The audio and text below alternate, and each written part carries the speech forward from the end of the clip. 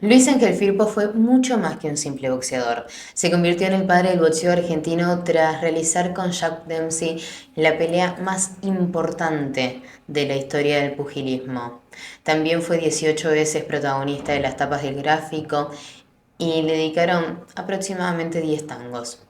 Él decía que los boxeadores ganaban poco y lo perdían enseguida, pero no fue parte de ese padrón común, porque ganó mucho, lo administró muy bien y se convirtió en un empresario muy exitoso. Se dedicó a la venta de automóviles, fue estanciero, hasta llegó a ser socio de la sociedad rural. Y su vida tuvo muchísimos condimentos, siempre acompañado por su gran amor, Blanquita. La historia comienza en 1887, cuando Agustín Firpo llegó a la Argentina desde Italia y al año siguiente, en 1888, conoció a Ángela La Rosa, la galleguita. Ellos tuvieron 4 hijos, la primera se llamó Serafina, el segundo fue Alfredo, Luis Ángel Firpo fue el tercero, Luis por un santo al que adoraba su madre, Ángel por el nombre de ella, y a sus 8 años nació el cuarto y último hermano, Juan. Cuando nació Juan ocurrió algo muy trágico, pero era muy común en la época. Ángela falleció en el parto y Firpo, que sentía muchísima admiración y un amor inconmensurable por su madre, nunca le pudo perdonar a Juan que tras su llegada ella haya partido. A los 12 años el padre lo llevó a Buenos Aires, a la casa de una de sus tías, que vivía en la calle Maza, entre Almagro y Boedo. Así fue como se hizo hincha de San Lorenzo. Le gustaba el fútbol, de hecho fue arquero por su contextura muy robusta y enorme. A los 12 años el padre lo llevó a Buenos Aires, a la casa de una tía, y desde allí comenzó a hacerse solo en la vida. Vivía en la calle Maza entre Boedo y Almagro, y así fue como se hizo hincha de su querido San Lorenzo. Fue arquero, le apasionaba el fútbol también, pero ocupaba esa posición por su contextura física, ya que era muy robusto y duro. Trabajó en una farmacia, en un restaurante, en la Unión Telefónica, y fue en la farmacia donde don Mateo, quien era su superior, le pidió que pegara unos afiches de propaganda política de Hipólito Yrigoyen. Don Mateo era muy radical. Y Firpo aceptó porque obviamente como intercambio había dinero. Resulta que pegó esos carteles y un grupo de conservadores al rato intentó sacarlos y se burlaron en ese momento de Firpo y también de Irigoyen. De Firpo particularmente se burlaron porque era algo sesoso. Resulta que todo de lo verbal pasó a las manos. Ellos eran tres, Luis Ángel Firpo era uno solo, y se podría decir que le debe por lo menos el comienzo de su carrera boxística al político Irigoyen.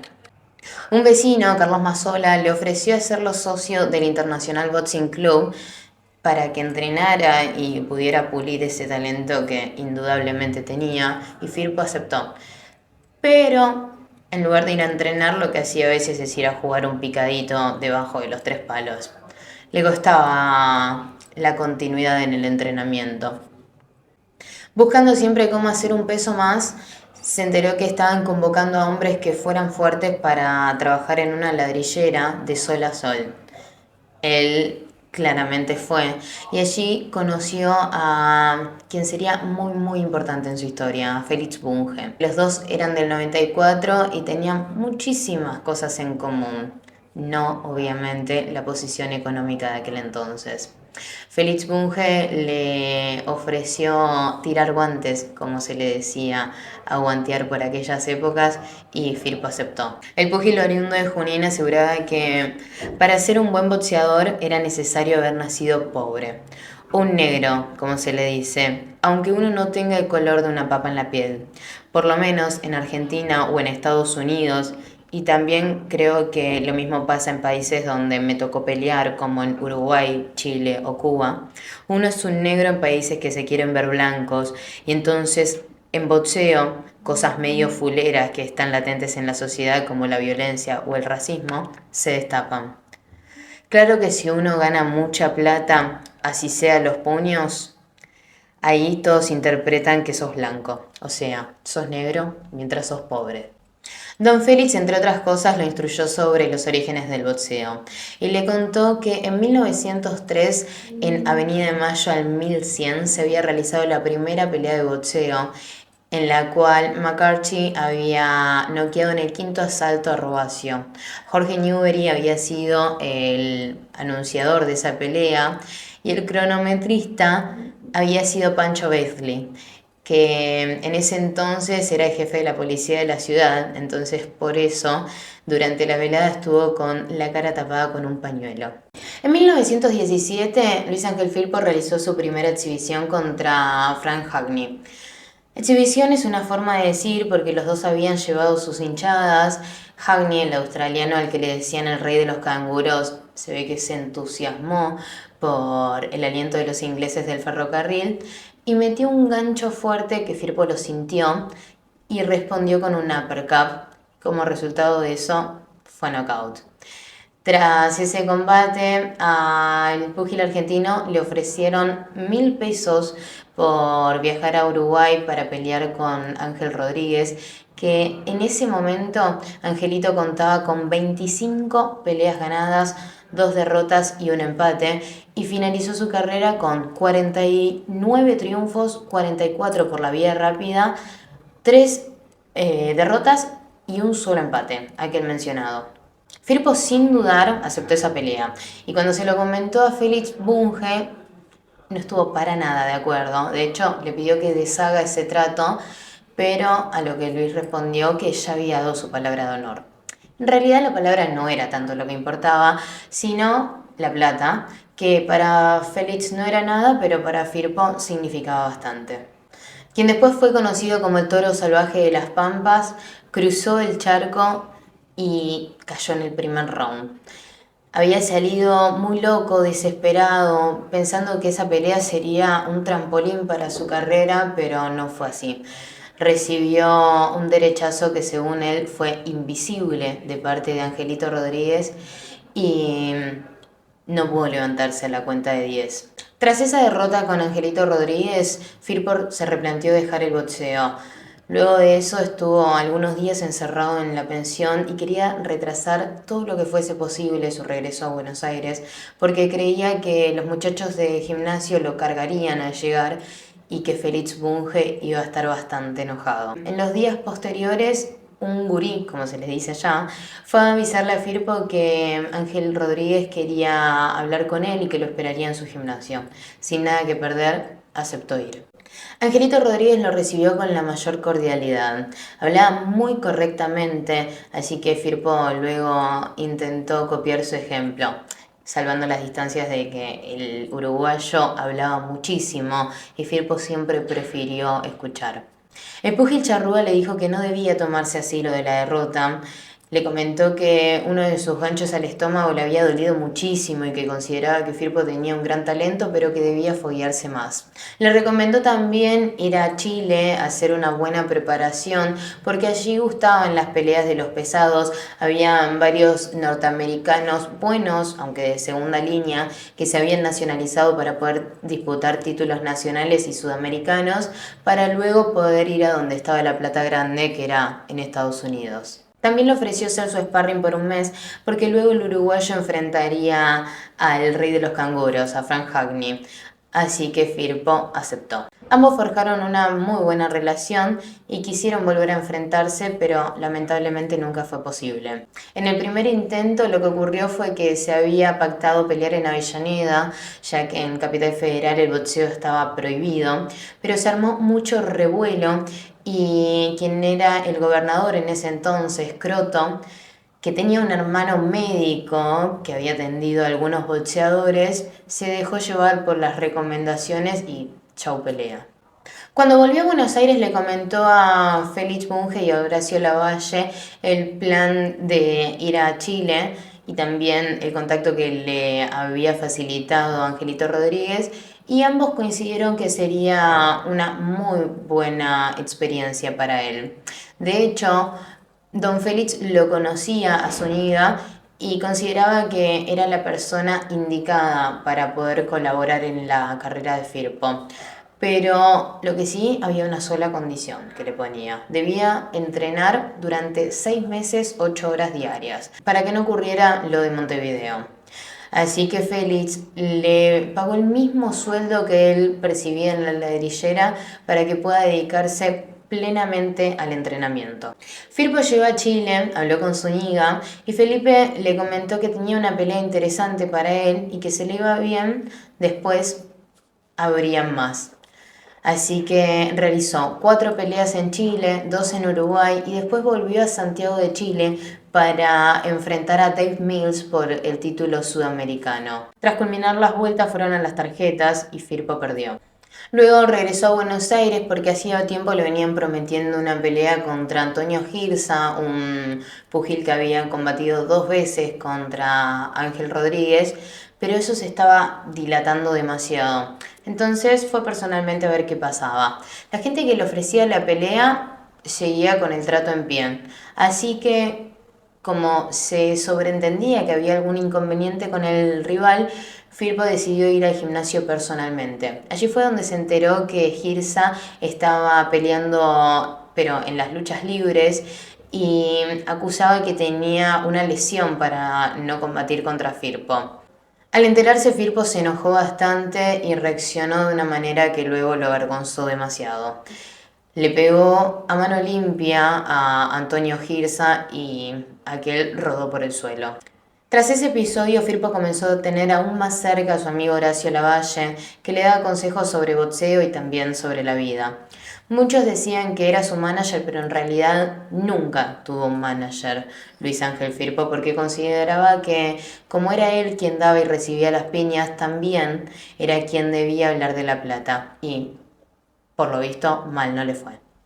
Finalmente contra Girsa combatió el 7 de julio de 1920 y tras derrotarlo la prensa comenzó a decir que Firpo debía ir nuevamente por el título sudamericano.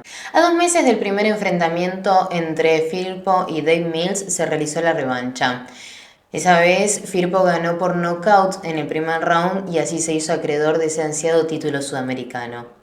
Pasaron los años, pasaron las peleas y a Luis Ángel se le ocurrió filmarlas para hacerse de un kiosquito más en el boxeo, ya que como su figura era cada vez más y más famosa, se le ocurrió esto de hacer películas para que quienes no podían estar el día de la pelea en el recinto pudieran después verla. Luego fundó la revista Firpo, que se llamó también Firpo Sports y Firpo Semanario Boxístico. Y más tarde, tras el consejo de su amigo Macoco, se metió en el negocio de los autos y comenzó a importar los studs. De hecho, fue el único en traer esos autos a la Argentina y luego ese negocio se lo dejó al hijo del Torito de Justo Suárez. En la región no se había peleado nunca en un estadio de fútbol, y tras regresar a la Argentina luego de una óptima campaña en Estados Unidos, en la que había ganado 3 veces en 1922, Firpo combatió ante Jim Tracy, un australiano que era de renombre en el pugilismo, en el Estadio Deportivo Barracas. La pelea fue un hito para la Argentina, y además Firpo solo en ese combate ganó más dinero que en la gira por el país norteamericano. Aquel 8 de octubre se habilitaron refuerzos en 8 líneas de tranvías para que la gente pudiera llegar a Barracas. También algunos avivados colocaron carteles en sus vehículos que decían «Vamos a la pelea Firpo Tracy». Fue un lleno absoluto, pero la pelea fue posible porque Don Félix y sus amigos habían conseguido un permiso especial del intendente para que pudiera realizarse.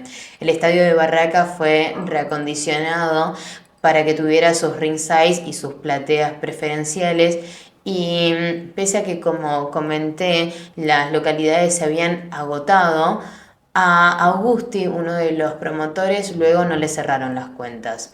Entonces Firpo le cedió los derechos de filmación. La contienda fue algo corta porque al comenzar Firpo se dio cuenta que si bien su rival Tracy, el australiano, tenía una excelente línea europea, no tenía pegada, o por lo menos la había perdido, ya no la tenía. Así que en el tercer asalto el argentino aceleró, su rival se cayó varias veces y ya no se levantó. Fue corto el duelo, pero lo suficiente como para que el gráfico titule al otro día la grandiosa manifestación esportiva y lo halague a Firpo por lo que había mejorado, por su evolución pugilística, ya que había usado más la mano zurda. Siempre Firpo fue más fuerte con la derecha, de hecho a los directos de derecha se les llegó a llamar Firpazo, una marca registrada totalmente. Tras los festejos le llegó un telegrama de Tech Rickard, el promotor de Estados Unidos, que le pedía condiciones para realizar una pelea previa y que si salía bien se iba a transformar directamente en el challenger oficial del título de Jack Dempsey. Le ofrecía $10.000 por la primera pelea, que era poco, pero que si ganaba y llegaba a ser la disputa por el título del mundo, cobraría $100.000 o un porcentaje mayor. Las alternativas para esa pelea eran Floyd Johnson o Bill Brennan.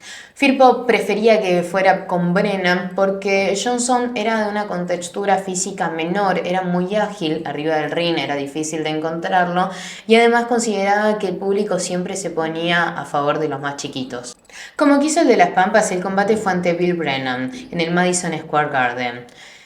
Súper emocionado por la despedida multitudinaria que recibió en el puerto de Buenos Aires y por pelear en la Catedral del Boxeo, Firpo no estudió los antecedentes de su rival, que hasta ese momento tenía 77 peleas ganadas y él solo tenía 20 en total. Al rival de turno le decían Knockout Billy. Firpo llegó a Estados Unidos sin estar 100% físicamente porque había viajado durante 3 semanas y si bien se había llevado un sparring, el nivel era muy chato. El combate se da en marzo de 1923. Luis no estaba al 100% físicamente porque había viajado 3 semanas en barco y aunque tuvo la preparación del viejito de Forrest, quien había sido el entrenador de Jack Dempsey, no mejoró demasiado. El técnico y Tex le consiguieron algunos sparrings entre los que estuvo Jack Johnson, un famoso ex campeón mundial que antes de guantear lo llamó a un rincón a Firpo y le comentó que tenía algo muy importante para decirle y lo citó en la habitación de un lujoso hotel esa misma tarde. Allí le dijo que tenía que enseñarle algunos golpes con los que no solo noquearía a Brennan sino también a Jack Dempsey. Firpo dijo, bueno, pero el intercambio eran $10.000. Justo con Firpo no le salió la jugada. Luis Ángel lo mandó básicamente a robar a los caminos y luego se enteró que el ex campeón mundial estaba en la lona totalmente, que había alquilado por ese rato la habitación y que pretendía salirse de pobre a costillas suyas. En la previa de la pelea contra Bill Brennan, la prensa, para calentar el ambiente, lo comenzó a llamar el ángel demonio o el gigante sudamericano, entre otros tantos apodos. El del toro salvaje de las Pampas llegaría después, cuando Diamond Reynolds lo escribió para un diario y se usó para la promoción de la pelea con Dempsey. Lo que sobró fue sangre cuando se encontraron finalmente en el cuadrilátero Luis Ángel Firpo y Bill Brennan. Hasta el ringside quedó totalmente enchastrado. Al comienzo, en un cuerpo a cuerpo, Bill metió un cabezazo que le abrió el arco superciliar izquierdo a Firpo y a partir de ahí peleó casi a ciegas. Durante round a round, Brennan fue ampliamente superior que Firpo, pero jamás perdió la fe ni la seguridad de que él era mejor que su oponente. Al comienzo, en un cuerpo a cuerpo, Bill metió un cabezazo que le cortó el arco superciliar izquierdo a Luis Ángel Firpo y lo dejó combatiendo casi a ciegas el resto de la pelea. De hecho, el médico quería parar la contienda, pero el argentino lo amenazó con que si lo hacía le iba a pegar a él, así que no lo hizo. Brennan fue ampliamente superior round a round, pero así también se desgastó. Y en el último asalto, Firpo no había perdido su fe ni su seguridad en que era mejor que su oponente. Salió de su rincón tirando golpes con una gran velocidad, hasta que con un golpe de conejo, un gancho en la nuca que todavía no estaba prohibido, finalmente noqueó a Brennan en esa última vuelta. La pelea había sido seguida por una multitud en Argentina. Había mucha gente expectante al resultado frente a las pizarras del diario La Razón que informaban el minuto a minuto. Cuando se conoció el resultado, una gran cantidad de sombreros volaron por el aire y fue incontable la cantidad de abrazos entre desconocidos.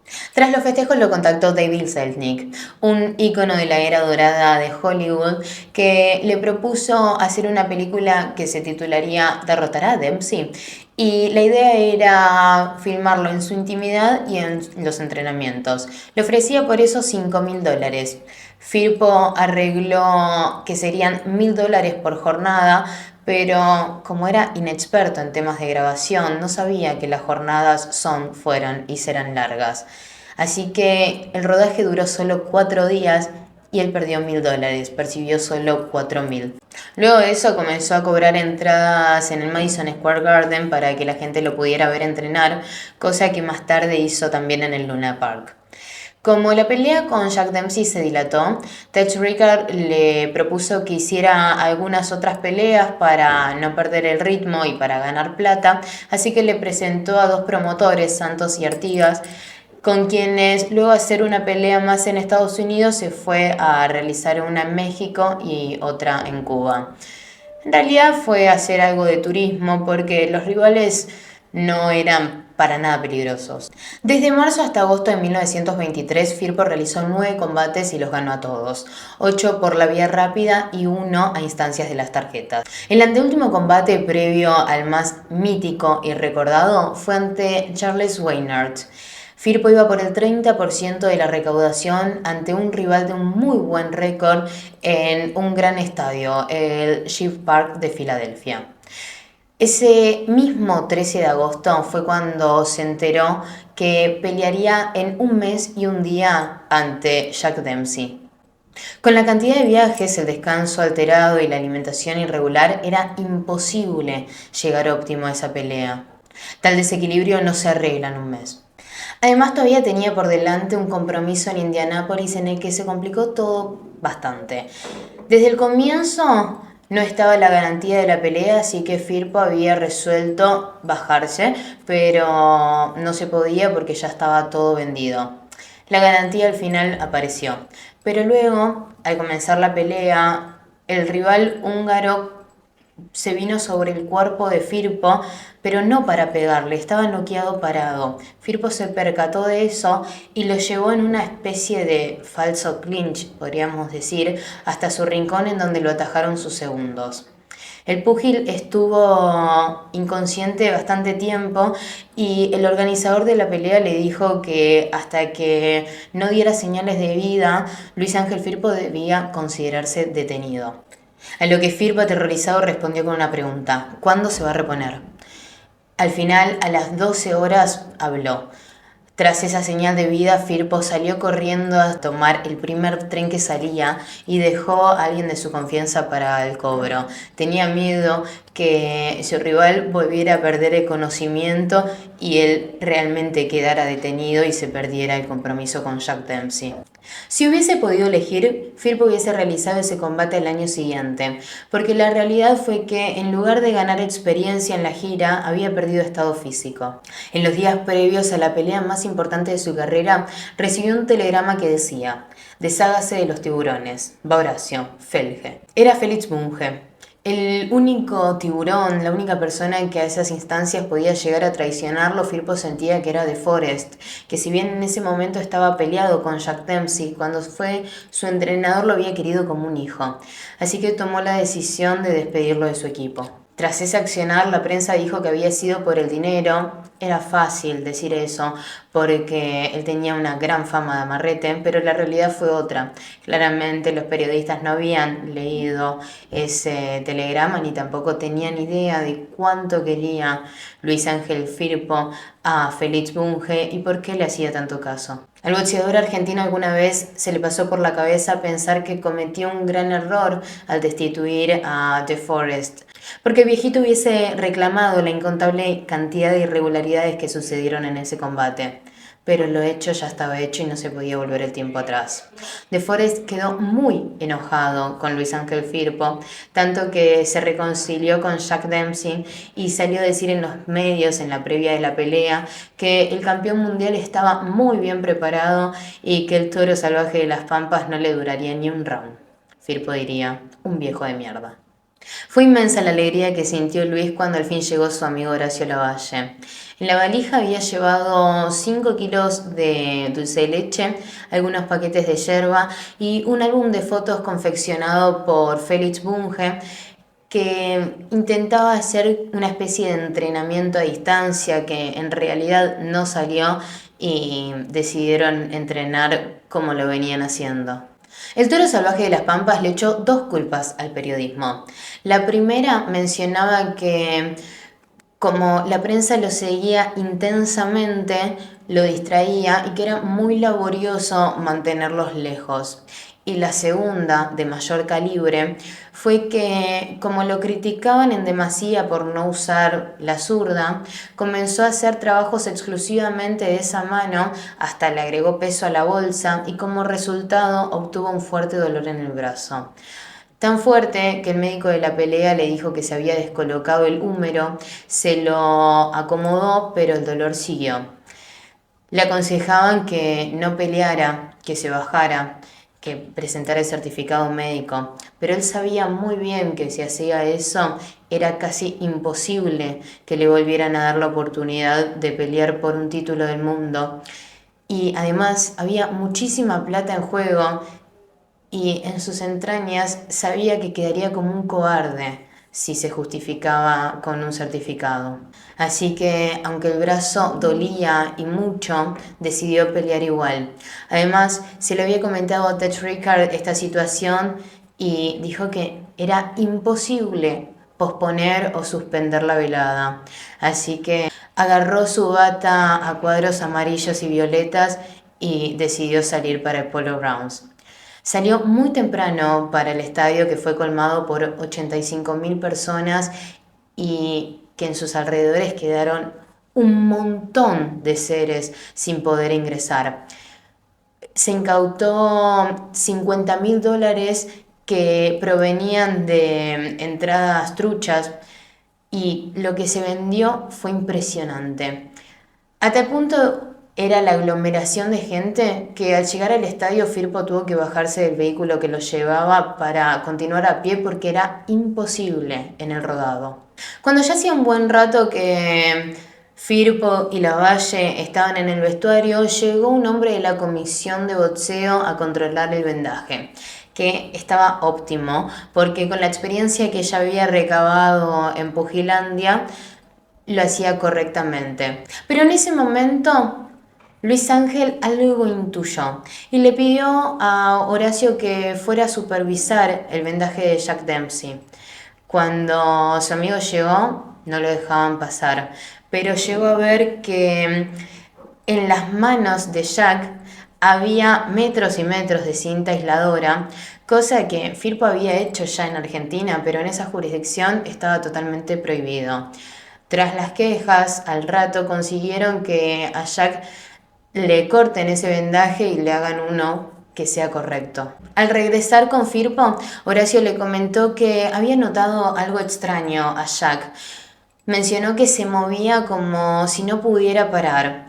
Sospechó que quizás había tomado algo que lo ayudaba a tener más agilidad y a que sintieran menos los golpes, pero jamás pudo confirmarlo. Sonó la campana y Jack Dempsey salió como si fuese impulsado de su rincón.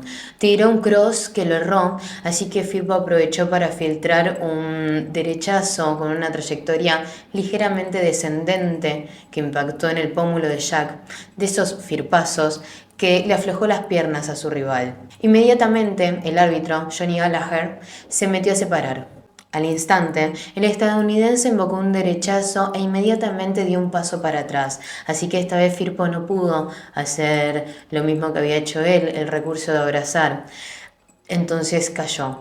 Tras levantarse, ya estaba ahí mismo Jack esperándolo para seguir pegándole.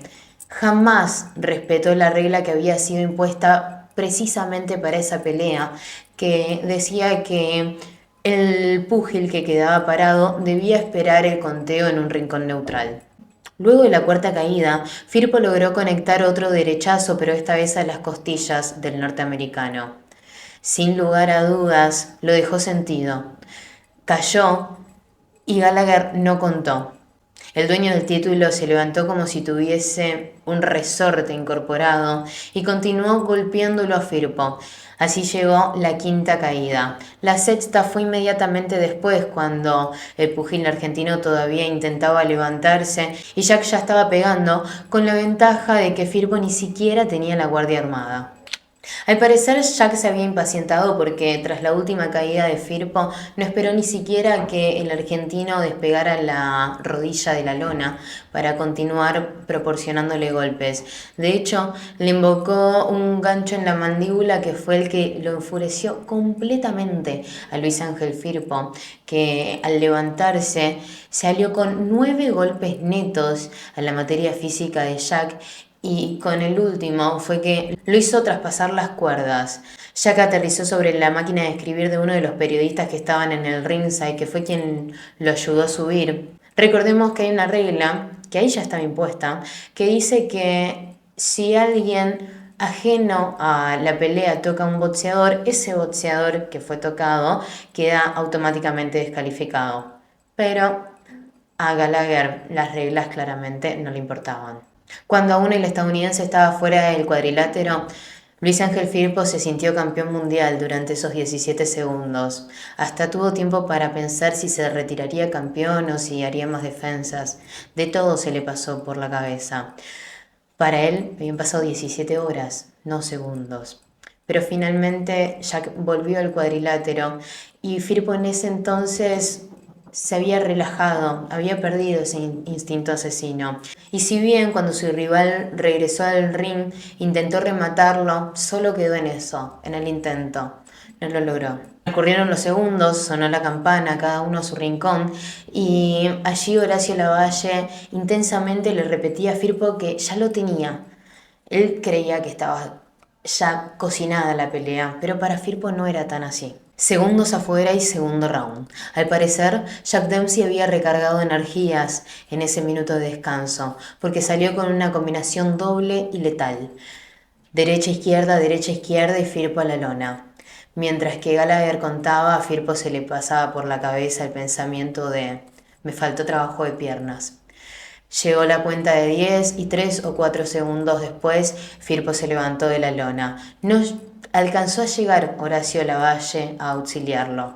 Firpo no llegó a sacarse los guantes, pero se puso su legendaria bata a cuadros para volver al vestuario, en donde minutos más tarde, Horacio Lavalle escuchó que Jack Dempsey se quejaba con Kearns, su entrenador, por la categoría de su rival, a lo que su DT le contestó que se quedara tranquilo, que nunca más iban a volver a enfrentarse, y así fue. Se movieron $10 millones en las apuestas, que siempre estuvieron a favor de Jack, pero se inclinaron aún más por el norteamericano cuando se supo quiénes iban a ser los jurados y se conoció también el nombre del árbitro, Johnny Gallagher, que tras esa contienda declaró que si todos los árbitros hicieran como yo, ningún título se iría de los Estados Unidos. Una barbaridad.